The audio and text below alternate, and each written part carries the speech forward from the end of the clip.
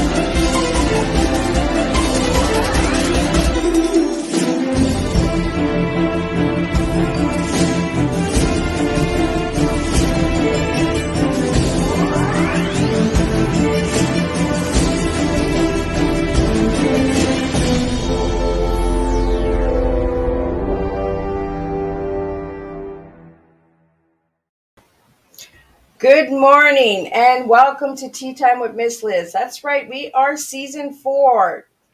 Today is our brand new season and we have the Ukraine story in the house. We have Darvideo animation studio as well joining us and a couple of survivors from the Ukraine wars.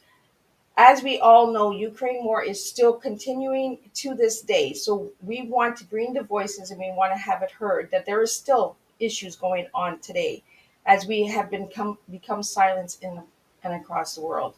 So I'm going to bring in the CEO of the Darvideo Animation Studio to share a little bit about who he is and why he is here today to share about Ukraine. Then we have a survivor who will be sharing her story. And then we have the team who created the animation video that you can find on YouTube. All of the information is into the comments. Please leave your comments. Please be respectful of my guests, and we will continue on with today's show. Before we continue on, we're just going to do a quick disclaimer of Miss Liz, and we're going to make sure that everyone is aware that this is just a platform for information.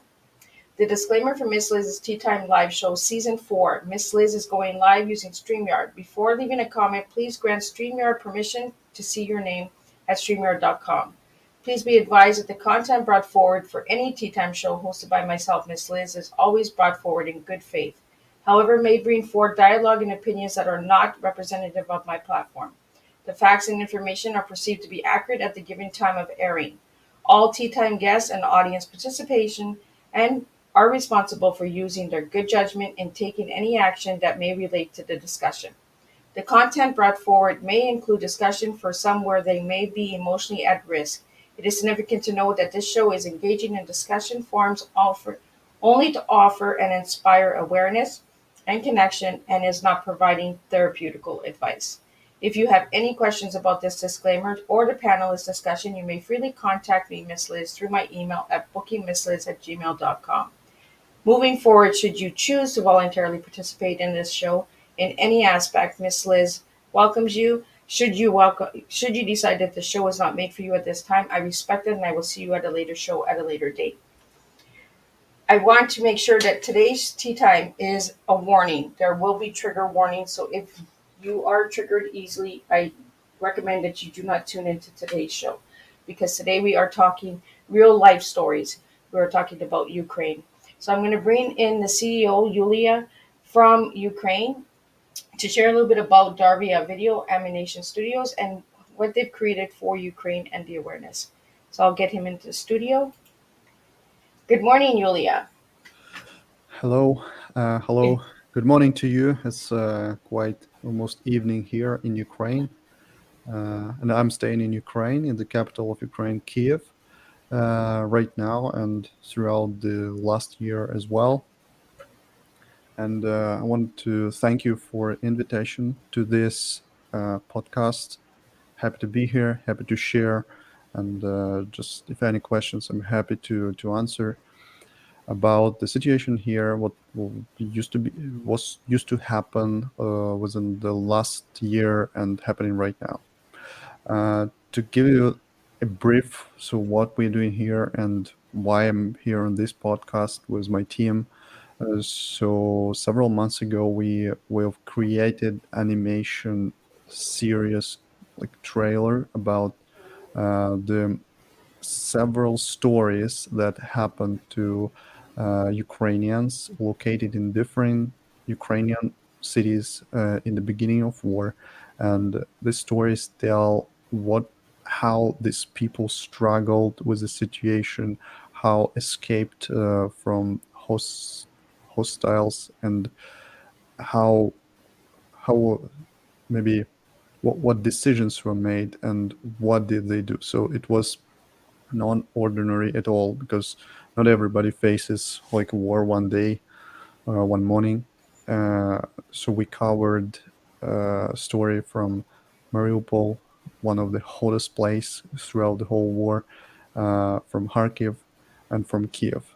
I would say more. So these heroes of the stories are our studio team members, and we're also really thankful that there was one man, Jeremy, from the United States, who actually helped us to make this project happen, who just funded this animation and helped to spread it over the world.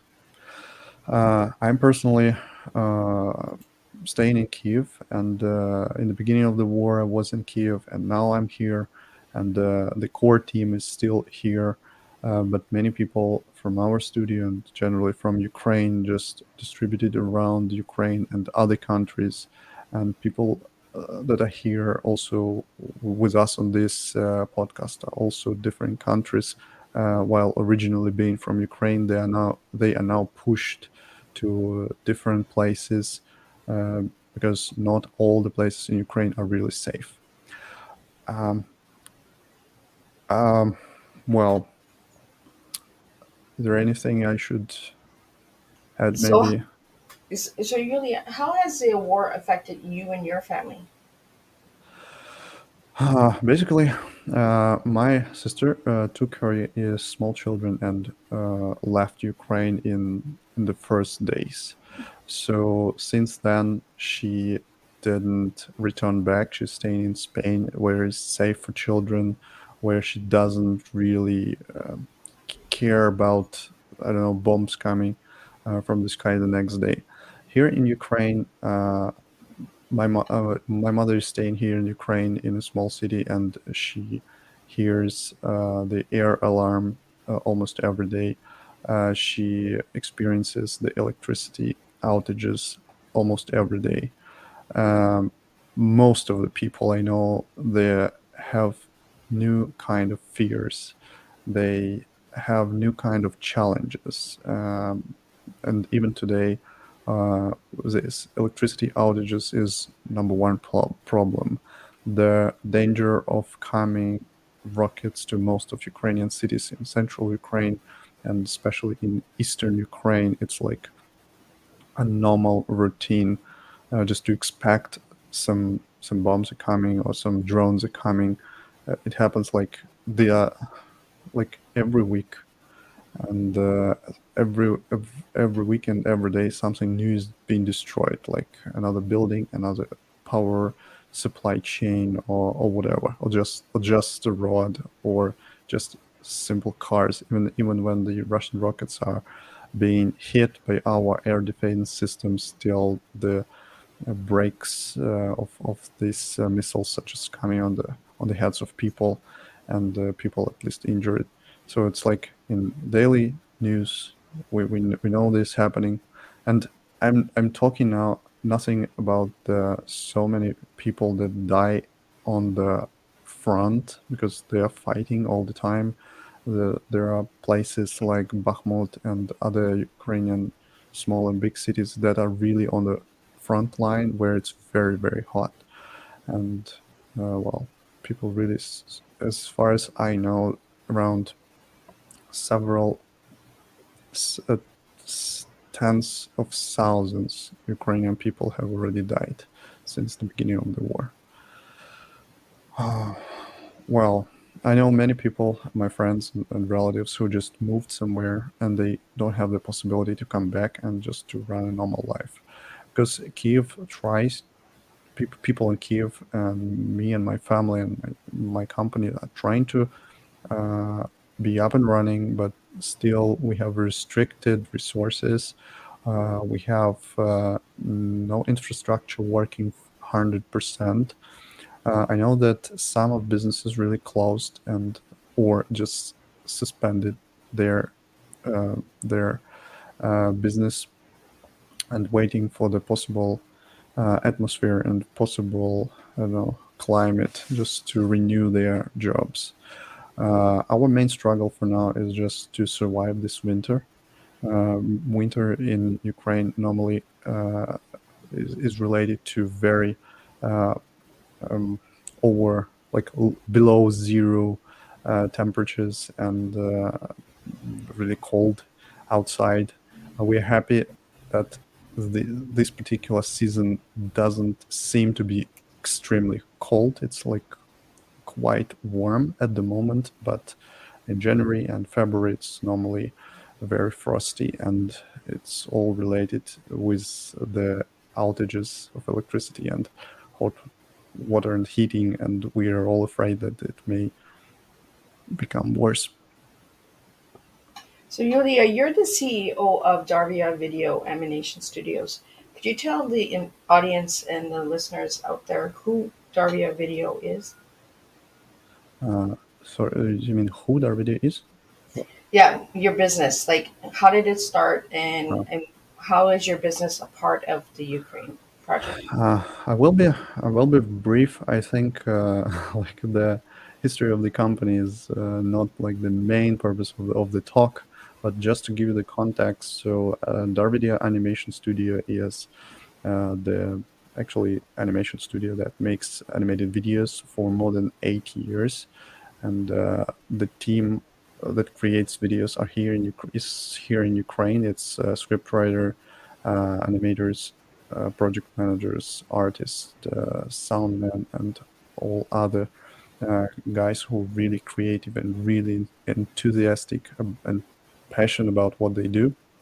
Because Ukraine is really great place for talents, and we actually work with Ukrainian and non-Ukrainian companies, creating animated videos for them.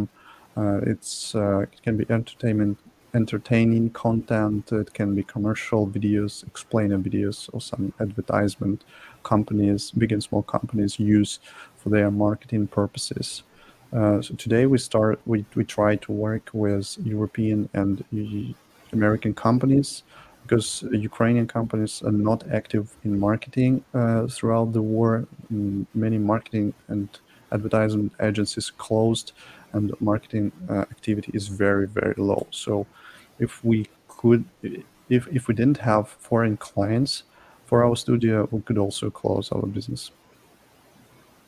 So, for the listeners out there, if you'd like to know more about Darvio videos, you can check out their website. You'll see a lot of links coming up during the podcast for the ones that are watching the video podcast. For the ones that are listening to the audio podcast of Miss Liz's Tea Times, you'll find all of that information in the descriptions when the podcast is uploaded. For anyone who has any questions or comments that you have for any of my guests today, please be respectful of my guests today. And thank you, Yulia, for reaching out to me and having this brought to Tea Time. Now, I'm going to put you in the back, and I'm going to bring out Kate. She is one of the survivor stories who is in the video that they've created. And I want her to share her story with you guys. So please grab your tea and take time to understand that this war is still happening today, guys. This is not something from the past. This is actual happening today. So be aware and concerned of what is going on in the world. You might be in a country that is not experiencing this, and you can still help and support these. Uh, my guests today, their families, and all of the people in Ukraine. Miss Liz is with you all. So please stay safe and all of that. Yulia, I'm going to put you in the back. I'm going to bring you up a little later in the show, but I'm going to bring up Kate now. And Kate is one of the story heroes, and she is from Morpolio. I want to say it right, Mariupol. Mariupol. And Kate is also a project manager at Darvideo. So I'm going to bring up Kate now and get her to share her story. And just grab your teas, grab your coffee, grab your wherever you are. You don't need to be drinking tea to enjoy tea time with Miss Liz. So I'm going to bring up Kate next and have her share her story. So thank you again, Yulia. There we go. And we have Kate. Yeah, hello everybody. Thank you, Liz, for inviting us all. So I'm Kate, and the second story in the video is about me. Basically, it's about me surviving, like really surviving through Mariupol, because it was one of the hottest places in Ukraine. The city is now fully destroyed. More than 95% of the city is fully destroyed. And I've been there for 2 months, and then I could escape. I could go out of Mariupol. It was really a challenge staying up here and moving from Mariupol, because basically we have lived for a couple of months without electricity. We have lived without gas. We have lived without even the roof above our head, just because we were trying to hide in a shelter for all the time.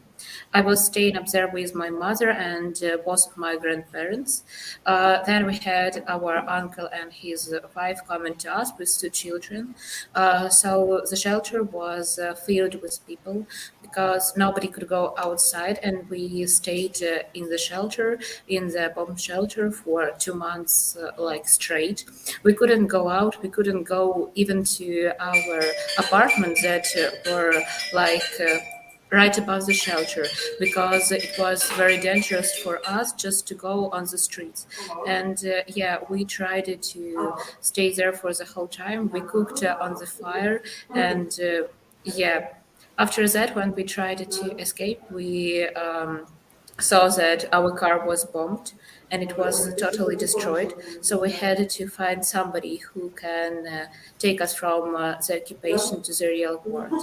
And we were disconnected from the whole world. We hadn't had any connection, and we basically knew only the things that Russian soldiers told us. So we were sure that all the Ukraine is now quite like the Mariupol. And when you see fully destroyed city and somebody's telling you that your whole country is like that, you just give up and you try not to lose any hope, but it's all you can do to not give up at that moment and believe that like the world is still going on, the peace is still somewhere up there, and you have to try to find it. When we have escaped, we have been going for more than 2 days in a road. When you just go to the same city in a normal situation from my hometown, from Mariupol, for 2 hours. But we had to go through some different roads. We have to go by us just to survive and not to be caught, not to be dead in this gray zone where everybody's like fighting, when you can see the soldiers' cars, when you can see everything going on, and you just want to see the real peace. So my 2 months in Mariupol was a total hell. I saw my house burning, and yeah, basically I've seen all of my childhood memories being destroyed at that moment. So now, when I'm in Switzerland, when I'm in a totally safe country, when I'm just trying to came back to normal life, when I'm studying at university, when I'm doing just my things, all the time I'm remembering that suffer and that hell that I've been through, all the pictures I've seen up here, um, all the pictures of dead bodies of the soldiers, of my destroyed house. Yeah, they're coming to my mind all the time, and I'm trying to deal with that. So how did you take part in the project in the video, Kate? I was a project manager, so I was managing the script, then the storyboard, illustrations, voiceover part, and yeah, I've been basically just controlling that everything goes step by step. So you said that you're in Switzerland now, right? Yeah. So is all of your family in Switzerland or just you?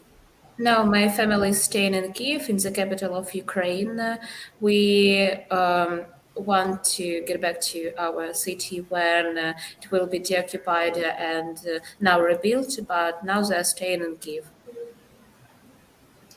So how do you feel that this project will help you in the long run, your family and your country by doing this project?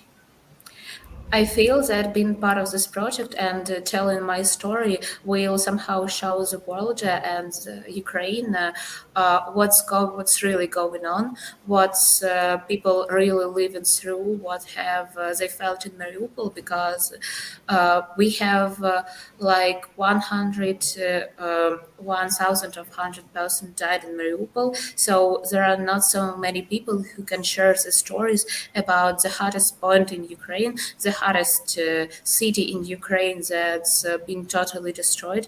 And I want to share this information. I want to share my story to tell people what's really going on and what help people can really live through with this war. It's just not a regular bombing, it's a total destruction of the city. It's total hell that's going on in the earth. And I want to share it so nobody would be unaware of that. And so everybody can understand what people are really going through. And yet to somehow help the soldiers, help the people who have survived, and basically like that.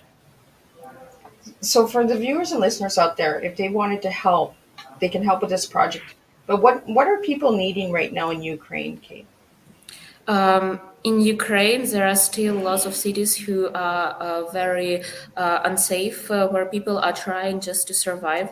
And except for the donation to our army, you can just donate to people, because there are lots of people who have suffered from the war, who also have injuries from bombing. So you can totally help these people who are just regular citizens who have destroyed houses, who had to move from their cities, move to their homes, and they just want to live regular life, but they don't have a work because they don't have their city back. And lots of people have troubles with electricity right now in Ukraine, because it's the biggest problem with electricity and with heating when the winter is coming, and it's really very hard for people to live in Ukraine. And supporting them and donating to the regular people and our army will be very great, because that's what we are going through right now, and the world has to help Ukraine with that, because if not, who will? Exactly, right? If nobody will, who's going to help? And this Yeah. is why we're having this tea time today, is to bring awareness that this war is still happening. I want people and the listeners and viewers out there, and who will watch the replay later, to understand that this is still an ongoing matter. This is not over. They are still fighting for their lives. So, Kate, I want to ask you, as a survivor, as it's still going on, how do you feel? Is there still daily fear every day that you're going to get a call that your family, something might have happened? Like, could you share that with the audience, how you feel right now? Every time when I'm writing my mother and she doesn't reply me in a couple of minutes, I'm writing to her millions of times. I'm trying to call her all the time, even though I know she's just at work, and even though I know, even if it's not the air siren in Ukraine, when my mother, my granny, and my great aunt don't reply me for a couple of minutes, I'm already thinking that something bad has happened. Because when you read the news that in their region something has happened, you just don't believe that they will be lucky this time, because there are millions of times when Kiev was bombed, when all the Ukraine was bombed, you just don't believe that they can be even more lucky to survive another time, and you're just trying to calm yourself, because they're probably safe, but you are not sure. And this constant fear that every moment something can happen to your loved ones, and you have lived through such hell in Mariupol and in occupation, that you don't believe you can be even more lucky to survive through another bombing. So it's a total fear that something will happen to them, that something will happen to my friends, because I have already lost my cousin during this war, and I'm sure that I will not survive another loss, and I'm really scared for my relatives the whole time. I can imagine.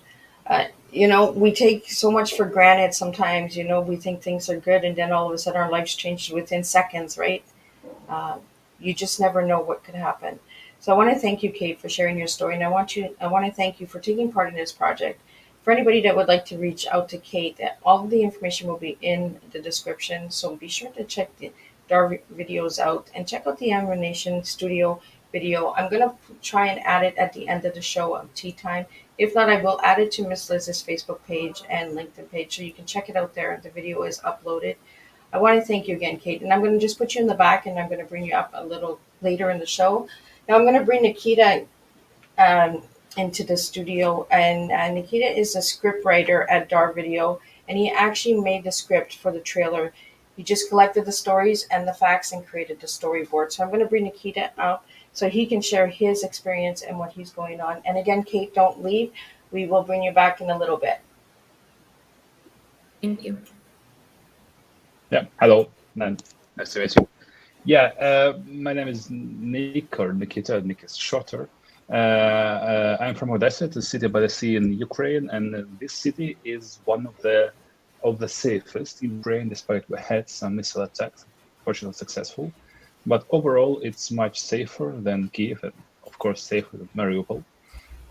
Anyway, I have led the country from the very beginning, and actually, I have a very unusual experience. We moved in total 12 times during our fleeing. So now we are in Bucharest, in Romania, working remotely for Darvideo. On the project, I was a script writer. I've collected together with Kate and our director the stories from Kate and two more Darvideo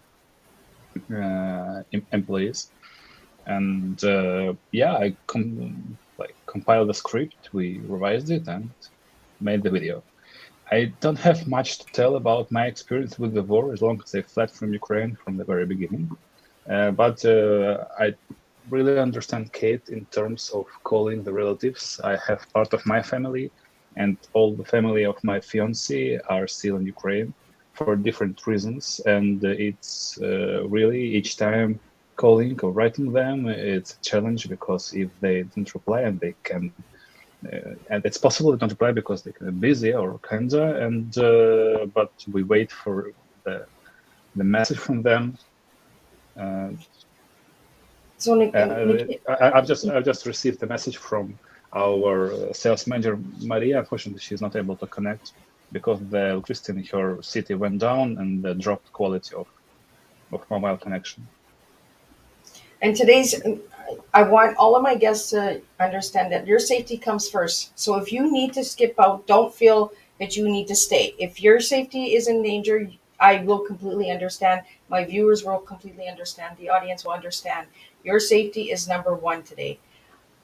The reason that we're here today is to make sure that this stays in the eyes of the people. This is an ongoing war that is still happening to this day. I want you to understand the fear that all of my guests have. Every time writing home, every time checking on a family member, if they're not heard from it within seconds, the constant fear that these people are living with. We take so much for granted. I want my guests to understand that I appreciate the time and effort that you guys are taking at this moment. Where you are right now, Nikita, am I saying your name correctly? Nikita. Yeah, it's perfect. It's perfect. Okay. Almost always I'm called Nick, but it's perfect. You've nailed it. Yeah, I'm currently in Bucharest, the capital of Romania. It's next from Ukraine to the west. So where you are, is it a safe location? Yeah. Romania is the NATO country. After the Poland accident, maybe it's not so safe as I thought, but it's much safer than Ukraine, obviously. Yeah. Well, that's good. At least there's some place, because I was concerned about that. If it was all of Ukraine that was being attacked, or if there were certain locations that were safe. Actually, to be honest, if the Russia decides to start the war with NATO. Bucharest, where I am now, is the closest NATO capital to Russia. So it would be very ironical to flee from Ukraine and become in the middle of the nuclear war with NATO. Actually, the situation with the Maria, our sales manager right now, is very saturated in the terms of the outages. So any plans you have now in Ukraine, even if it's not about missiles or air raid sirens, if you have any plans or any action, it could be totally interrupted on the spot. So it doesn't matter how important they are. So it's a very good example. Exactly. And right now, the importance of is the Ukrainian people. We need to keep this in the eyes. So, being this is the script writer, and that, how did you find hearing these stories affect you as well? Yeah, it's actually it's a very good question because sometimes it's very tough to absorb, to digest, and to write something because to make it you need. I will not say that you'll need to live it, but you'll need to like really digest it deeply. We had interviews, we have like consultations. I had some researches and notes afterwards, and yeah, it was. Not depressing, but it was pretty hard to stay optimistic while writing those, because those stories didn't sound optimistic at all. It was it was full of suffering, it was full of sorrow, and because it's war, and the war is the war. Yeah. And these stories were right at the beginning when it first happened, correct? Yeah. The stories of the video are about the very beginning, where each story starts on 24th of February in the early morning, from shelling the different parts of the country. So, Nikita, I want to thank you for taking the time and doing the script writing and bringing this awareness to the world. So, how do you feel that this project will help bring awareness to the other countries around the globe? Yeah, definitely. Now the informational storm is going down about the Ukraine. It's very important to sustain it. It's very important to fill it with a different kind of content, including the videos like this one. It's very important to make it as deep as we can to tell people around the world that the war is still going on. Actually, here in Romania, it's not very rare that I'm very chatty, I'm very friendly, and they love to chat with people on the streets. And sometimes I talk with them, and after they see that I'm from Ukraine, I tell them I'm from Ukraine. Some of them ask me if there is still a war. It's not because they like want to offend me or make me like sad, because they don't know it. They tell me that in the news, it's nothing about war anymore, almost nothing. So not as much as it was. So it's very important to bring it up with any means that we have. And that's exactly why we're doing this tea time, because it is actually still in effect. And I want all the listeners and viewers and the replay audience to understand that this war is still happening. Yes, we're not speaking of it anymore. We're speaking of other things, but we need to keep this in the eyes. We need to understand that these people are still suffering every day. You know, how we can help. Send $10, $20 to the Gofundme Project of this ammunition fundraiser. You know, reach out and see if you can help people in Ukraine. If you have family, if you have friends, ask them what they need at this time. You know, we really need to keep this in the eyes and understand that people are suffering around the globe. You know, Ukraine is still having this effect, like you said, Nikita. People are asking, and they're wondering if they're going to offend you because they're asking about it, right?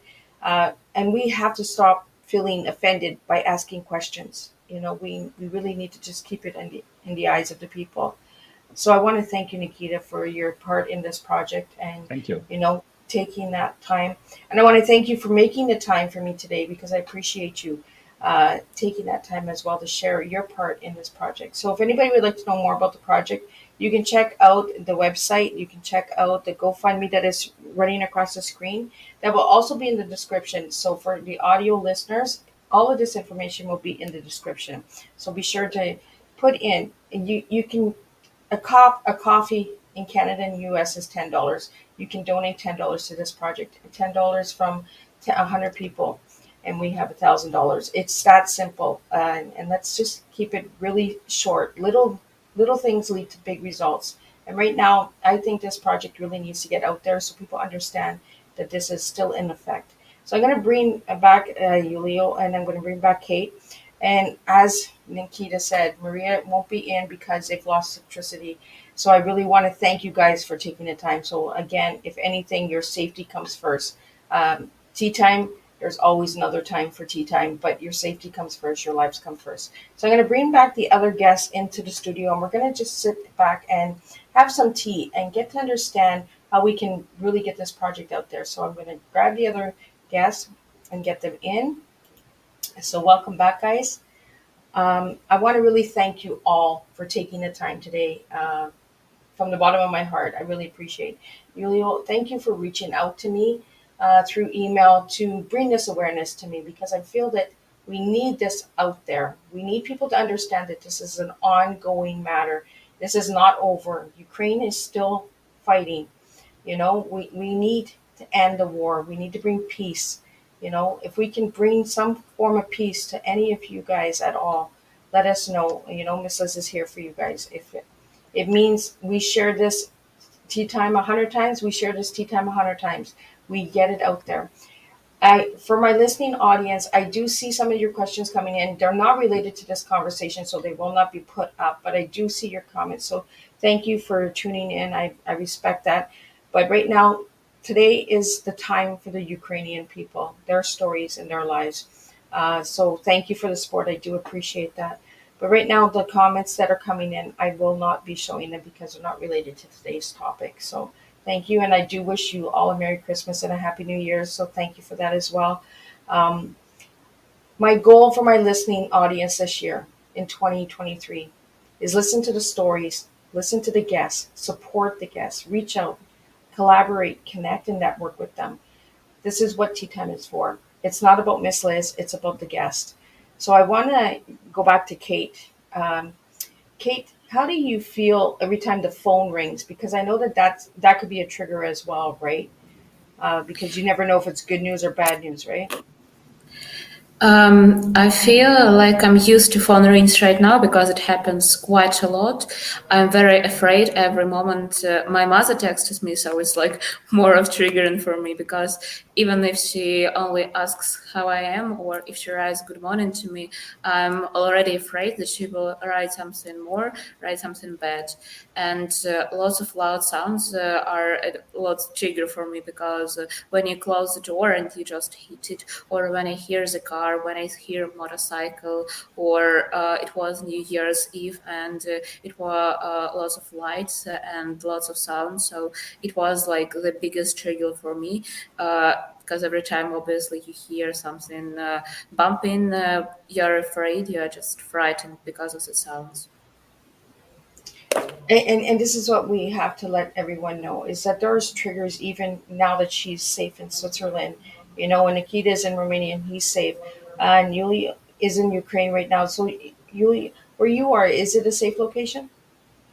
Well, it's comparatively safe. I just want to accomplish with what Kate said. So we've been talking about how the New Year celebration was happening, and obviously here in Ukraine there were no fireworks at all. But our director, Orest, he's located in Spain now, and he mentioned that there were some fireworks there, and he really overreacted on this, and especially his 1 year old young son super overreacted to the fireworks because he was thinking that this is bombing. From my side, I will add, so today there was no air sirens at all, like just only today, but just a couple of days ago it was. And on the New Year's night there were really hard air sirens, and all the night we had rockets and drones here. I'm personally living on the 17th floor and with a good view on the city, and the whole city was I could easily observe the rockets coming, and the drones coming, and some of they were shot by our air defense system, and I saw like big red splashes on the sky, and it's like a very very sad joke, but it's like something given instead of any fireworks. So it was sometimes it's really fearful.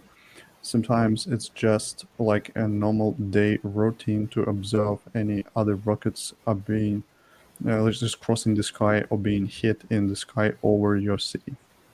So the days are really different. Some days really calm and look like nothing is happening, but other days are very, very hard and full of events and full of distractions. And like almost every week, something is being hit in Kiev.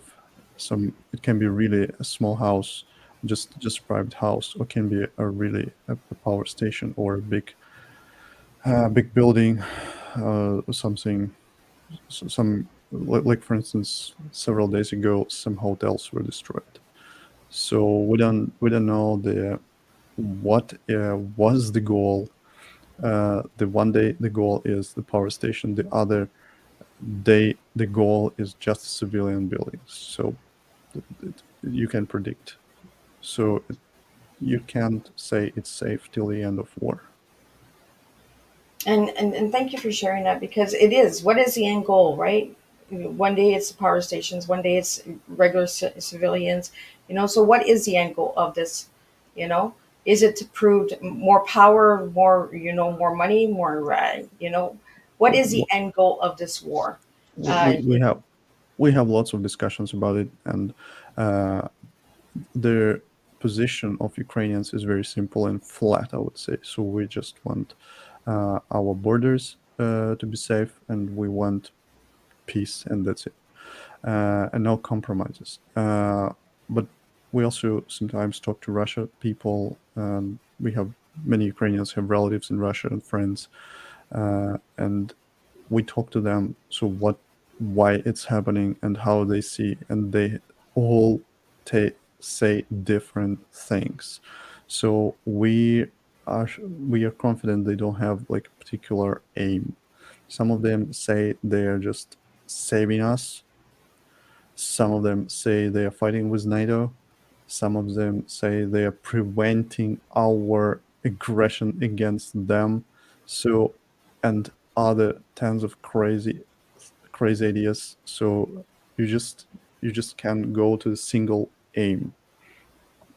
So it looks like they have this word just to like support this balance in the region, or just to destroy the country, or to destroy people in the country. So we just can only guess.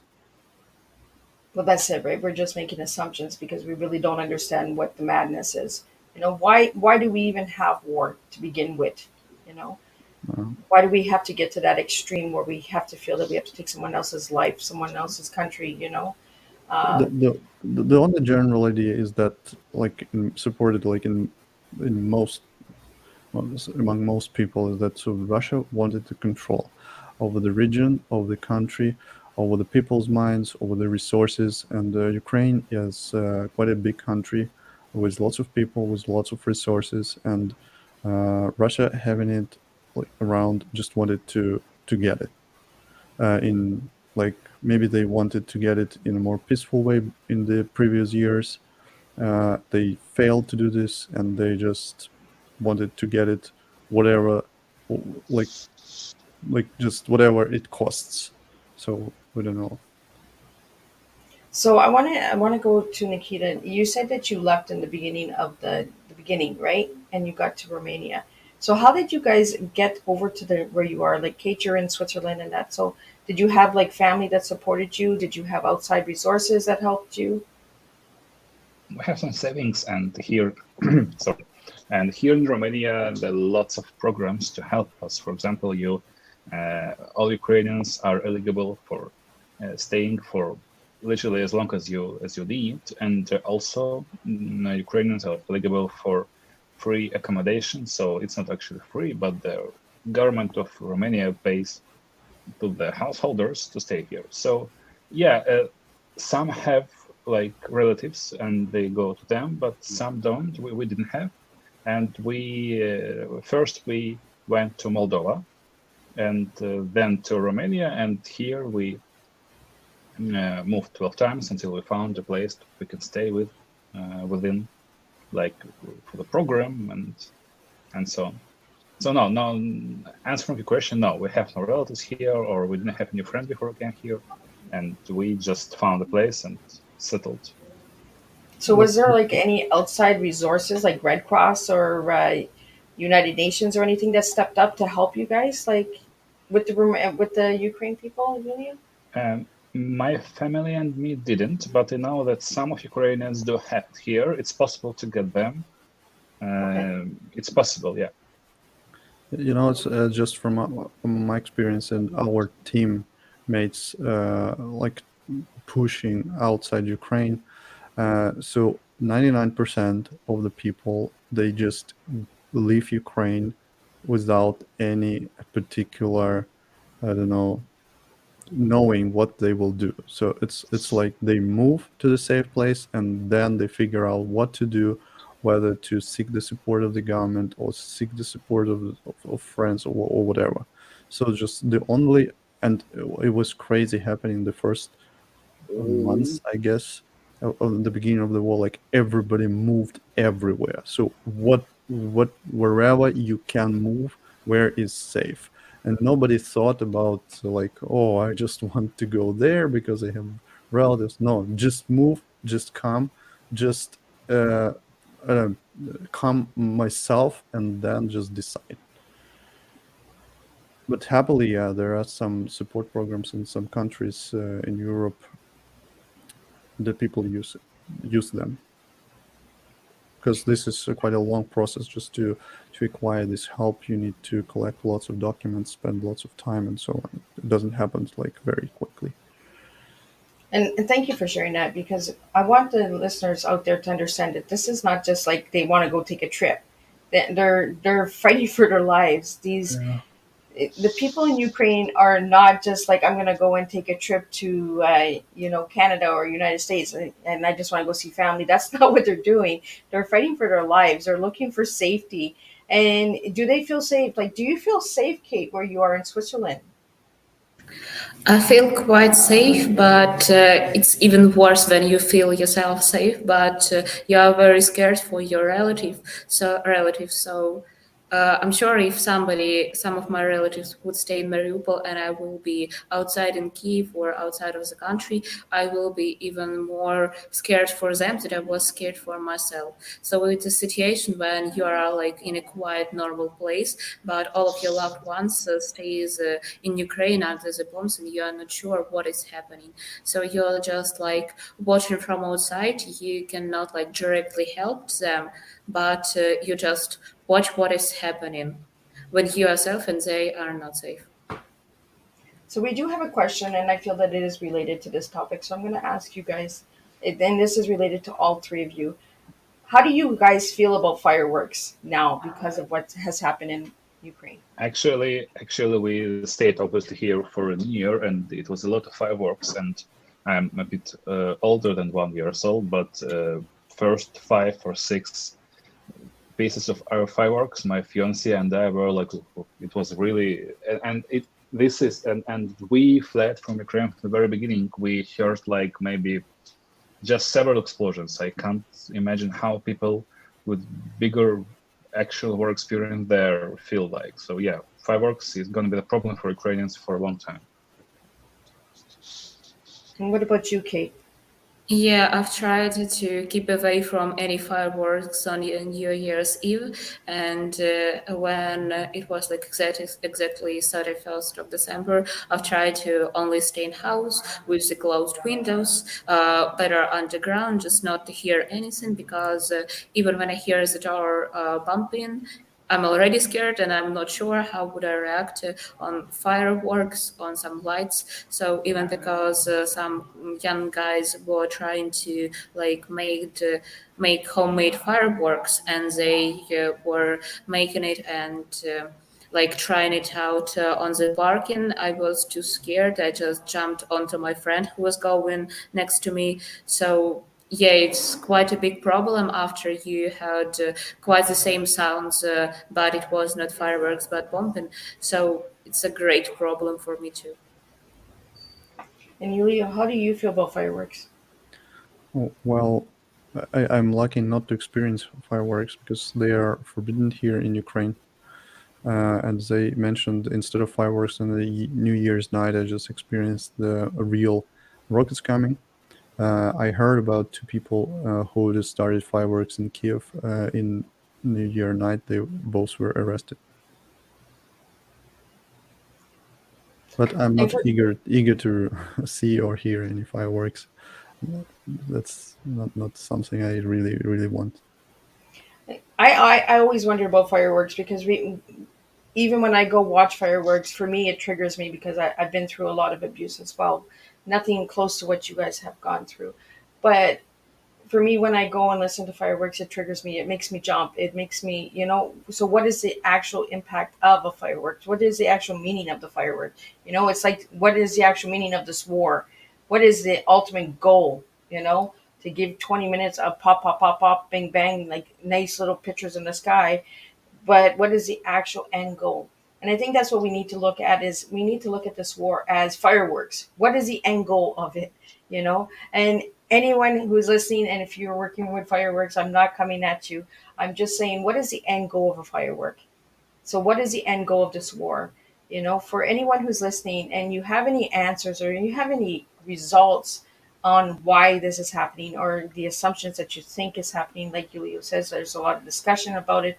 One day it's the power plants, the next day it's civilians. So we don't know what the end goal is here. The only one that does know the end goal are the people that are in charge. And right now, uh, they're not really even speaking and giving answers for that either because they're going around doing different things. So, for anyone that is listening to today's show and it has triggered you in any way, Miss Liz's goal is not to trigger anyone. It is to bring awareness. It is to motivate and inspire and to bring that voice of hope. So today I wanted to thank my guests for joining me, for sharing their stories, to bringing this light to the table. Yulia, what's the end goal that you want to see with this video that you created and the project, and how can people help our videos in the future?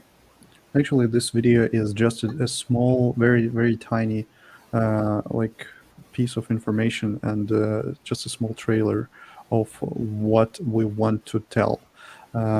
We just try to make the flashbacks of three people stories, but the stories are really big and they can be told within hours.